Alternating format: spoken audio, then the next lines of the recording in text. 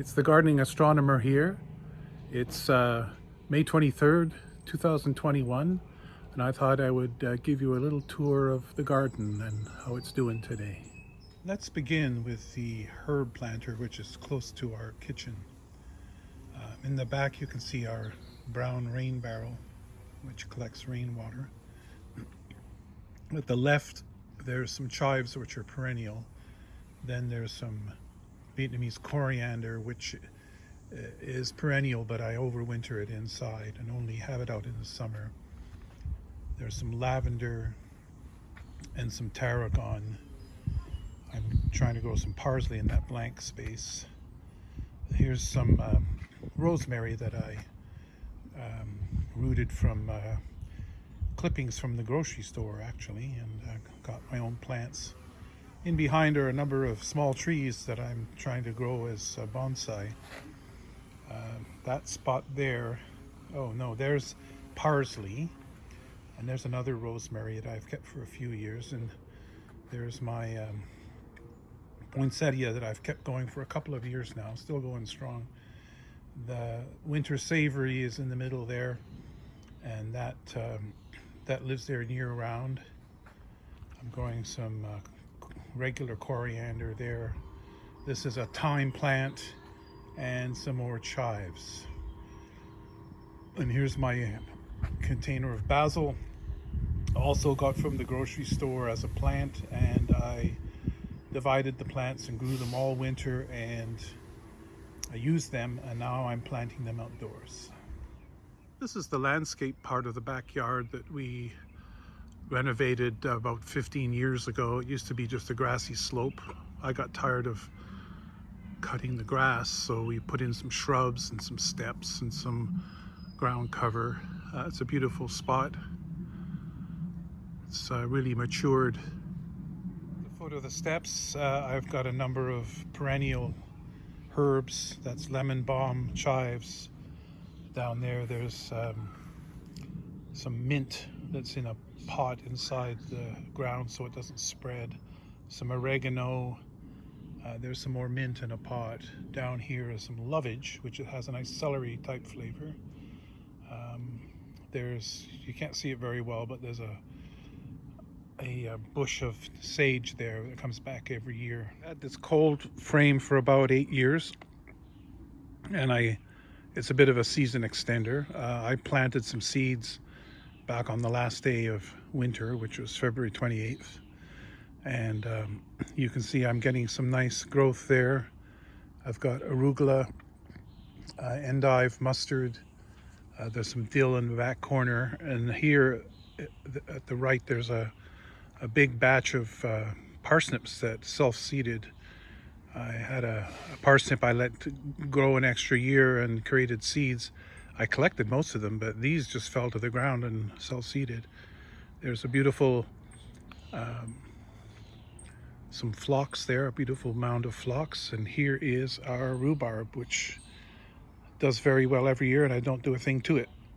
In front of the cold frame, I expanded the space there. It's the sunniest spot in the garden, and I made more space to put containers, and some of them have trellises built into them for growing tomatoes, cucamelons, I guess mostly cherry tomatoes. There's a small container there with peas.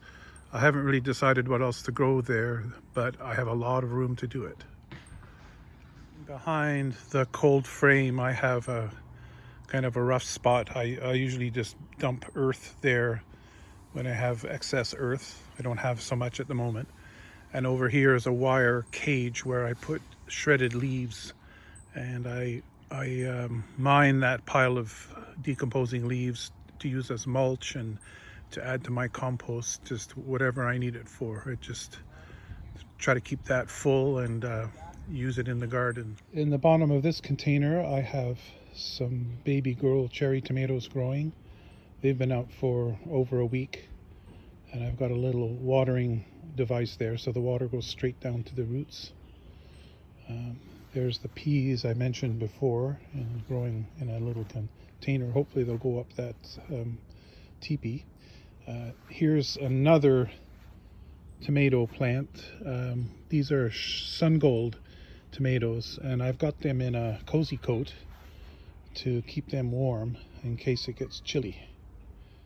In my raised bed, I have a couple of homemade trellises for growing tomatoes. I've got about 8 tomatoes growing there. They're the rainbow gold variety. 2 of them are in cozy coats to be, to protect them against the frost. Down there in the center is a ground cherry. I've got another one in a container somewhere around. That red bucket is a little worm condo, I call it, or it's a little local composter where if I've got any scraps, I just throw them in there and the worms chew it up, and about halfway through the summer there'll be some nice compost in there. This trellis here is going to be for cucumbers, but it's too soon to bring them out. This bed is for beans. I've got some peas growing now, and then the beans will come along later and grow up that trellis. I also have a structure here made out of spruce boughs that eventually I'm going to run some strings down, and I'm going to, there we go, then I'm going to grow some climbing beans up the strings. So they have been planted, but they haven't shown their heads yet. In that spot I've planted some bush beans. This area here will be planted with bush beans, but I've got some spring greens growing in the meantime. So in the middle is a solo parsnip. I might grow that for seeds, or I might just dig it up and eat it. My third bed, I have a number of miscellaneous plants. At the left edge there's multiplier onions. There's a number of lettuces, Lolo Rosa and romaine lettuces that I've grown from seed indoors, and some endive.